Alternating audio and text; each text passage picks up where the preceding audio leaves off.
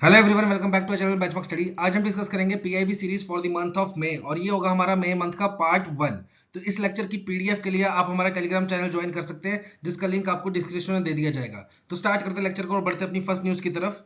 तो सबसे पहली न्यूज है हमारी related to sample registration system report, जो कि रिलीज की गई है किसके द्वारा? रजिस्ट्रार जनरल ऑफ इंडिया के द्वारा। अब ये रिपोर्ट क्या शो करती है आपको? ये रिपोर्ट शो करती है कि इंडिया में जो मैटरनल मोर्टेलिटी रेट है वो कितना है, चाइल्ड मोर्टेलिटी रेट है वो कितना है। अब ये होता क्या है, इसको डिस्कस करते हैं। अगर हम बात करें मैटरनल मोर्टेलिटी रेट की, या रेशो बोल लो आप, ये होता क्या बेसिकली, 1 लाख बच्चों की डिलीवरी करते वक्त जो प्रेग्नेंट लेडीज हैं, जो हमारी गर्भवती महिलाएं, जब वो डिलीवरी कर रही होती हैं, ठीक है, उस दौरान कितनी महिलाओं की डेथ हो रही है ड्यू टू कॉम्प्लिकेशंस, डिलीवरी के वक्त कोई दिक्कत आ रही है उसकी वजह से कितनी महिलाओं की डेथ हो रही है, तो वो कैलकुलेट किया जाता है मैटरनल मोर्टेलिटी रेशो। अब जैसे 2014-16 में इंडिया की कितनी थी? 130।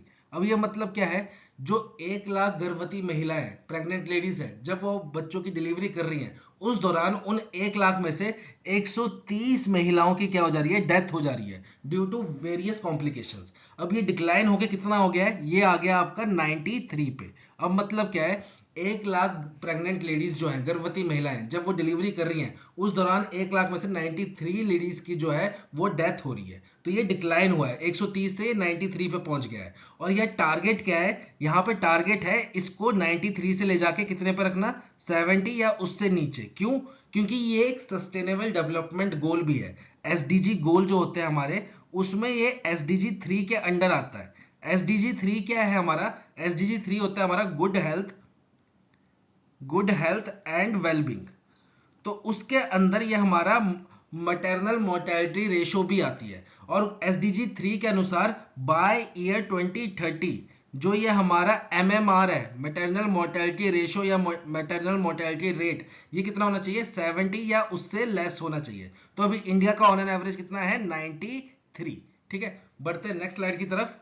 तो पिछले पार्ट में हमने डिस्कस किया था मैटरनल मोर्टेलिटी रेट। अब यहाँ पे डिस्कस करेंगे हम चाइल्ड मोर्टेलिटी रेट। अब जो चाइल्ड मोर्टेलिटी रेट है, ये कैलकुलेट होता है आपका पर 1000। और जो हमारा मैटरनल मोर्टेलिटी रेट था, ये कैलकुलेट हो रहा था आपका पर 1 लाख। तो ये डिफरेंस एक तो ये याद रख लेना, चाइल्ड मोर्टेलिटी रेट जो है वो आपका कैलकुलेट होता है पर 1000 पे, और मैटरनल मोर्टेलिटी रेट आपका कैलकुलेट होता है पर 1 लाख पे। अब जो चाइल्ड मोर्टेलिटी रेट है उसके 3 पार्ट्स हैं। एक है आपका अंडर 5 मोर्टेलिटी रेट, एक है आपका आईएमआर। आईएमआर होता है आपका इन्फेंट मोर्टेलिटी रेट, और आपका एनएमआर होता है आपका नियोनेटल मोर्टेलिटी रेट। अब इनमें डिफरेंस क्या है? अंडर 5 मोर्टेलिटी रेट मतलब जो बच्चा 5 साल से कम का है और उसकी डेथ हो जा रही है किसी वर्ष, कोई भी बीमारी की वजह से, किसी की वजह से उसकी डेथ हो जा रही है, तो वो आता है आपका अंडर 5 एमआर में। ठीक है, फिर आईएमआर में कौन आता है? आपका इन्फेंट मोर्टेलिटी रेट, जिस बच्चे की आयु 1 साल से कम की है, लेस देन 1 ईयर, वो आता है आपका इन्फेंट मोर्टेलिटी रेट में। और नियोनेटल मोर्टेलिटी रेट में कौन आता है? वो बच्चा जिसकी एज जो है वो लेस देन 28 डेज है, लेस देन 28 डेज, वो आता है आपका नियोनेटल मोर्टेलिटी रेट के अंदर। मतलब जैसे आज एक बच्चे का जन्म हुआ, ठीक है, एक बच्चे की डिलीवरी हुई आज, और वो अगले 27 दिन के अंदर उसकी डेथ हो जाती है किसी भी कारणवश, तो वो किस में आएगा? एनएमआर में। फिर अगर वही बच्चा है जिसका आज जन्म हुआ है, उसकी डेथ हो रही है 2 महीने बाद, तो वो किस में आएगा? आईएमआर में। और अगर आज जो बच्चे की डिलीवरी हुई है उसकी डेथ हो रही है 1 साल 3 महीने बाद, तो वो आएगा आपका अंडर 5 एमआर में। ठीक है, तो ये डिफरेंस है तीनों में। तो ये भी काफी डिक्लाइन करता गया है।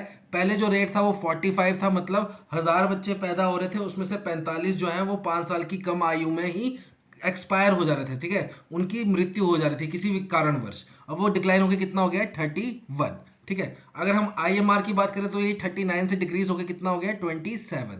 और अगर हम एनएमआर की बात करें तो ये 26 से डिक्रीज होकर कितना हो गया है? 90। और अब भाई हमने पिछली स्लाइड में क्या पढ़ा था? एसडीजी के अंदर भी आता है। ये सारी चीजें किसके अंदर आती है? हमारी एसडीजी 3। ये चीज याद रखना, सस्टेनेबल डेवलपमेंट गोल जो हमारा तीसरे नंबर का है, उसके अंदर ये सारी चीजें आती हैं। Maternal mortality rate, child mortality rate, ये सब किस में आता है? एसडीजी 3 के अंदर। और वो है क्या हमारा? Good health. ये चीज याद रखना, good health and wellbeing.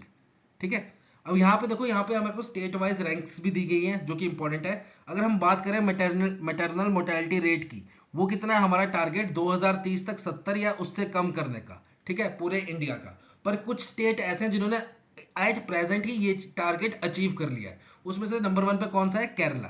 Kerala में मैटरनल मोर्टेलिटी रेट कितना है? 20 का, मतलब 1 लाख जो फीमेल्स हैं जब वो प्रेगनेंसी के दौरान डिलीवरी दे रही हैं उसमें से सिर्फ 20 महिलाओं की डेथ हो रही है ड्यू टू कॉम्प्लिकेशंस। तो मैटरनल मोर्टेलिटी रेट सबसे कम किसका है? केरला का, 20। दूसरे नंबर पे आता है आपका महाराष्ट्र, तीसरे नंबर पे तेलंगाना, चौथे पे आंध्र प्रदेश, पांचवें में तमिलनाडु। ऐसे ये 8 स्टेट दिए गए हैं आपको, ठीक है। अगर बात करें हम अंडर 5 MR की, अंडर 5 मोर्टेलिटी रेट, मतलब वो बच्चे जो पैदा होने के 5 साल के अंदर मर रहे हैं उनका रेट की बात करें तो ये हमारा टारगेट कितना है सस्टेनेबल डेवलपमेंट गोल के अंदर? 25 से कम करने का। पर अभी भी कोई स्टेट ऐसे हैं जिन्होंने 25 से कम ये टारगेट अचीव कर लिया है, 25 या 25 से कम। तो नंबर 1 पे कौन सा है आपका? केरला, ठीक है। दूसरे पे दिल्ली, तीसरे पे तमिलनाडु, चौथे पे जम्मू कश्मीर, पांचवे में महाराष्ट्र। ऐसे ही आपको स्टेट्स के नाम दिए गए हैं। और अगर बात करें हम NMR की, नियोनेटल मोर्टेलिटी रेट, मतलब जो बच्चे 28 दिन के अंदर ही मर जा रहे हैं उसका टारगेट कितना है हमारा? 12 या 12 से कम करने का, ठीक है। तो यहाँ पे जो सबसे ज्यादा अचीव किया है वो किसने किया है? केरला ने। केरला में मतलब अगर 1000 बच्चों की डिलीवरी हो रही है तो 28 दिन के अंदर सिर्फ 4 बच्चों की डेथ हो रही है, ठीक है। तो सबसे कम रेट किसमें है? ये केरला में। तो यहाँ पे एक चीज देखिएगा, तीनों इंडेक्स की बात करें अगर हम, MMR की, अंडर 5 MR की या NMR की, बेस्ट परफॉर्मिंग स्टेट कौन सा है आपका? केरला। तो ये चीज आप डायरेक्टली याद कर सकते हो कि तीनों कैटेगरी में नंबर 1 स्टेट कौन सा है आपका? केरला, ठीक है। तो बढ़ते हैं नेक्स्ट न्यूज की तरफ।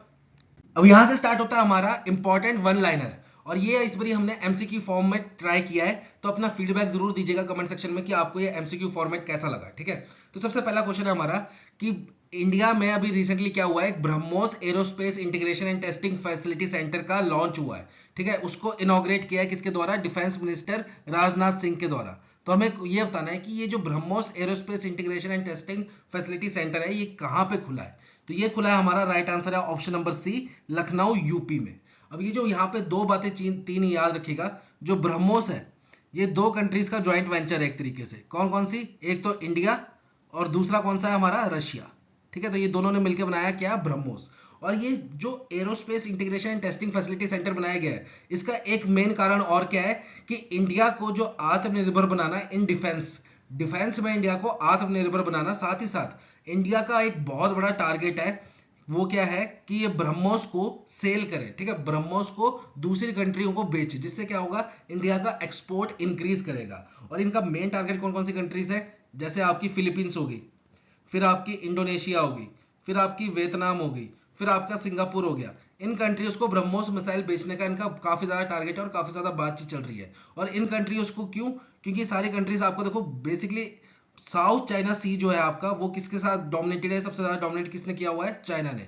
तो चाइना को काउंटर करने के लिए इन कंट्रीज को ब्रह्मोस मिसाइल चाहिए। तो इसलिए इंडिया का काफी ज्यादा टारगेट है कि इंडिया इन कंट्रीज के साथ डील टाई अप कर सके ताकि इंडिया इनको ब्रह्मोस मिसाइल बेच सके और इंडिया का एक्सपोर्ट काफी ज्यादा इंक्रीज कर जाए, ठीक है। तो यहाँ पर राइट आंसर क्या है आपका? Option number C, Lucknow, Uttar Pradesh. बढ़ते हैं नेक्स्ट क्वेश्चन की तरफ। नेक्स्ट क्वेश्चन है हमारा based on national technology day. अब ये जो नेशनल टेक्नोलॉजी डे है ये हर साल कब मनाया जाता है? आपका 11 मई को। हर साल 11 मई को क्या सेलिब्रेट किया जाता है? National technology day. तो इस बार की जो थीम थी उसका नाम क्या है हमें ये बताना है। थीम रखी किसने? टेक्नोलॉजी डेवलपमेंट बोर्ड ने। तो थीम का नाम क्या है वो बताना है हमने। तो यहाँ पे राइट आंसर है आपका ऑप्शन नंबर बी, यंत्र है थीम का नाम। और यंत्र की फुल फॉर्म भी इंपॉर्टेंट बन जाती है एग्जामिनेशन पॉइंट ऑफ व्यू से। तो यंत्र की फुल फॉर्म है Yugantar for advancing new technology research and acceleration. तो ये रहा आपका पोस्टर थीम का, ठीक है। थीम क्या थी इस बारी की? यंत्र, और यंत्र की फुल फॉर्म क्या है? Yugantar for advancing new technology research and acceleration.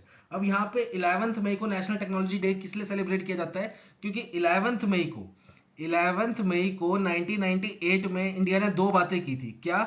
एक तो पहला सक्सेसफुल टेस्ट किया था, न्यूक्लियर टेस्ट, ठीक है। सबसे पहले क्या किया था? सक्सेसफुल न्यूक्लियर टेस्ट कंडक्ट किया था, कहां? पोखरान में।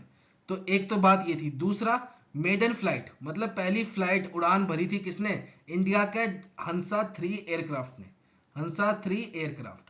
तो 2 बातें हुई थी 11 मई 1998 को। एक तो इंडिया ने न्यूक्लियर टेस्ट किया था पोखरान में, दूसरा इंडिया ने जो अपने आप से बनाया हंसा 3 एयरक्राफ्ट उसने पहली उड़ान भरी थी। तो इन दोनों की कामयाबी के लिए नेशनल टेक्नोलॉजी डे किस दिन को बनाया जाता है? 11 मई को। और इस बार का थीम क्या है? यंत्र। यंत्र की फुल फॉर्म क्या है? Yugantar for advancing new technology research and acceleration. बढ़ते हैं नेक्स्ट क्वेश्चन की तरफ। नेक्स्ट क्वेश्चन है हमारा बेस्ड ऑन निवेशक शिविर। अभी रिसेंटली क्या हुआ, निवेशक शिविर कंडक्ट किया गया, लॉन्च किया गया, किसके द्वारा? IEPFA एंड सेबी के द्वारा। तो हमें यहाँ पे बताना है कि जो निवेशक शिविर है इसका मेन फोकस एरिया क्या था। अब यहाँ पे दो बातें समझिएगा। पहले तो IEPFA, इसकी फुल फॉर्म इंपॉर्टेंट है। ये क्या है आपका? Investor education and protection fund authority. और ये किसके अंडर काम करता है? मिनिस्ट्री ऑफ कॉर्पोरेट अफेयर्स के अंडर। बेसिकली क्या होता है, जैसे हमने बैंकिंग में पढ़ा हुआ है कि एक डेफ अकाउंट होता है कि जो अकाउंट काफी टाइम से चलते नहीं है, 10 साल से ज्यादा चलते नहीं है, ठीक है, 10 साल से उसमें कोई कस्टमर इंड्यूस ट्रांजैक्शन नहीं होती है, तो उस केस में क्या होता है, उस कस्टमर के अकाउंट का सारा पैसा किस में भेज दिया जाता है? डेफ में, डिपॉजिट एजुकेशन अवेयरनेस फंड, जो कि कौन मेंटेन करता है? RBI। तो वैसे क्या होता है, आपके काफी ज्यादा इन्वेस्टर्स होते हैं जिन्होंने शेयर मार्केट में इन्वेस्ट कर रखा होता है, तो उनका जो डिविडेंड होता है, उनके जो अनक्लेम्ड स्टॉक्स होते हैं, अगर शेयर्स जो होते हैं उसको कोई क्लेम ना करे और 7 साल से ज्यादा कुछ ऐसा टाइम हो जाए, तो उनका वो सारा जो शेयर्स है, डिविडेंड्स है, वो किस में ट्रांसफर हो जाते हैं? इस investors education and protection fund में। और यहाँ पे देखो, जो डेफ अकाउंट, डेफ फंड जो है ये RBI मेंटेन करता है, पर यहाँ पे जो ये investor education and protection fund है ये कौन मेंटेन करता है? Ministry of corporate affairs. तो ये चीज इंपॉर्टेंट है। तो इसने IEPFA ने और सेबी ने मिलकर एक निवेशक शिविर लॉन्च किया। तो अब यहां से आपको ऑप्शन से समझ आना चाहिए इसका मेन टारगेट क्या है। Option number B, to assist investors in reclaiming unclaimed dividends and shares. क्योंकि देखो, जो हमारा IEPFA है इसमें कौन सा पैसा जाता है, इसमें कौन से शेयर्स जाते हैं, इसमें कौन से डिविडेंड जाते हैं जो कि क्लेम नहीं किए गए इन्वेस्टर के द्वारा, काफी टाइम से अनक्लेम्ड पड़े थे, तो सारा ट्रांसफर होकर किस में चला जाता है? इस IEPFA में। तो इनका मेन टारगेट क्या होगा कि जो हमारे पास इतना सब कुछ इकट्ठा हो रखा है ये वापस जो इसके रियल ओनर्स है उनको डिस्ट्रीब्यूट करें, उनको वापस जो इसका ओनर है उसको ये चीज वापस प्रोवाइड की जाए। इसलिए इन्होंने निवेशक शिविर कैंपेन लॉन्च किया सेबी के साथ मिलके। और इनका मेन एम क्या है? To assist investors in reclaiming unclaimed dividends and share. ठीक है, बढ़ते हैं नेक्स्ट क्वेश्चन की तरफ। नेक्स्ट क्वेश्चन है हमारा बेस्ड ऑन ड्रोन। तो हमें यहाँ पे बताना है कि इंडिया की कौन सी ऐसी ऑर्गेनाइजेशन है जिसने MOU साइन किया है किसके साथ? Synergy quantum India private limited के साथ। किस लिए? ताकि ये डेवलप कर सके क्वांटम की डिस्ट्रीब्यूशन टेक्नोलॉजी, जो कि काफी ज्यादा यूज होती है आपकी ड्रोन्स में। अब देखो, रिसेंटली क्या हुआ, इंडिया ने कंडक्ट किया ऑपरेशन सिंदूर, ऑपरेशन सिंदूर, और इसमें इंडिया ने काफी ज्यादा ड्रोन्स का यूज किया टू डिस्ट्रॉय टेररिस्ट कैंप्स। जो भी आपके टेररिस्ट कैंप्स थे उनको डिस्ट्रॉय करने के लिए ड्रोन्स का काफी ज्यादा यूज किया गया।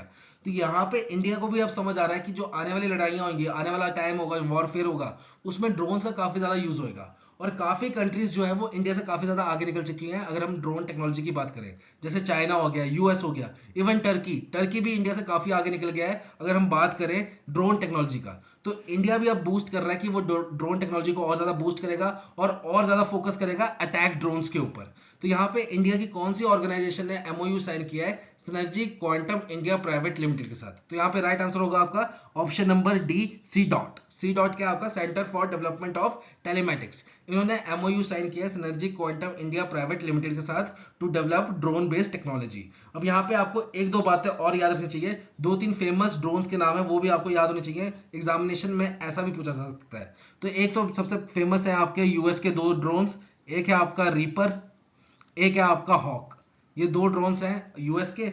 और एक जो काफी ज्यादा फेमस ड्रोन है टर्की का, बेरख्तर ड्रोन, बेरख्तर ड्रोन। और ये ड्रोन जो है काफी ज्यादा लीथल प्रूव हुआ था, काफी ज्यादा लीथल प्रूव हुआ था कब? जब अजरबैजान एंड अर्मेनिया की वॉर हुई थी।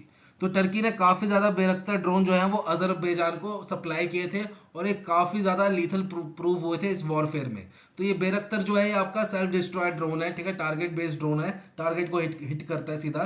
तो ऐसे ड्रोन्स की काफी ज्यादा जरूरत है इंडिया को भी। तो इंडिया भी अब किस में बूस्ट कर रहा है, किस में फोकस कर रहा है? ड्रोन बेस्ड टेक्नोलॉजी में। ठीक है, तो ये था आज का लेक्चर। बहुत जल्द मिलेंगे आपको नई वीडियो के साथ। Till then have a nice day.